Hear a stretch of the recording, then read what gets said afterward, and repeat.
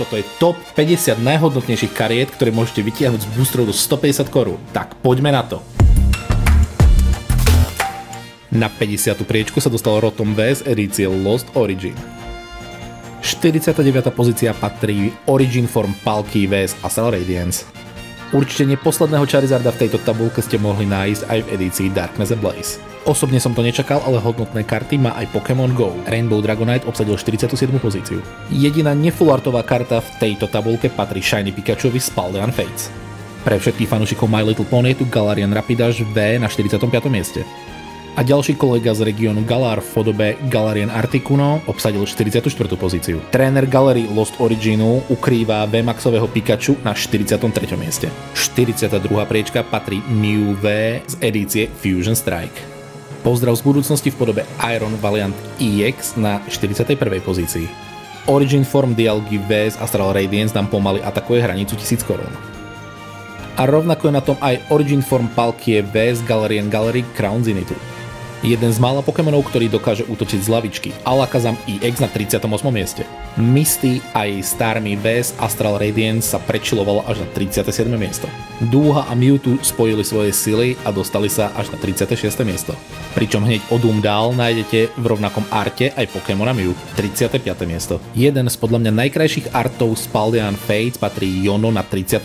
mieste. Niekoľko Charizardov v tejto tabulke ešte uvidíme, no táto pozícia patrí Charizardovi EX zo 151. V tejto chvíli je však odsunutý, no nie na dlho, kolegom Blastoisom na pozícii 32. Keď vytiahnete z balíčku kartu, ktorej art vypadá ako z konca sveta, vždy viete, že je dobré. Origin Form Dialga V-Star. Trojica legendárnych operencov na čele so Zapdosom zo 151 obsadila 30. pozíciu. Yono z Palda Evolved už nie je kráľovnou tohto setu, no stále drží krásne 29. miesto. Na 28. pozíciu sa vyšvihol aj Rainbow Charizard V-Star z Brilliant Stars. Málo kto by to bol povedal, ale Magikarp je aktuálne najhodnotnejšou kartou z Palda Evolved. Ak už vlastníte promo Charizarda z UPCčka, doplniť ho o Mewtwo nebude zrovna lacnou záležitosťou. Ice Ridera Calyrex V-Max Chillin Rain nájdete na 25. pozícii. Ak sa vám páči moja tvorba, určite nezabudnite dať like na toto video a odber tohoto kanálu a my pokračujeme ďalej. Obľúbený Charizard a zároveň najhodnotnejšia karta z Obsidian Flames je v našej tabulke na 24. mieste. To, že aj zlaté karty môžu mať nejakú hodnotu, nám dokazuje tento Snorlax na 23. mieste. Najhodnotnejšou kartou z Paradox Driftu je tento Altartový Roaring Moon na 22. mieste. Shadow Rider Calyrex V-Max Chillin Rain od Mitsuhira Aritu je na 21. mieste. Galarian Gallery nám prináša aj tohto Arceusa V-Star s cenovkou presahujúcou 1600 korún. Gardevoir EX Paldean Fate nájdete na 19. mieste. Všimli ste si to v úpravu vode? Psychedelický V-Maxový Mew Fusion Strike obsadil 18. priečku. Človek by povedal, že v Shining Fates nenájdeme žiadnu hodnotnú kartu, no opak je pravdou a tento Charizard V-Max obsadil 17. priečku. Z Galarian Gallery prichádza aj táto Giratina V-Star presahujúca hodnotu 2200 korún.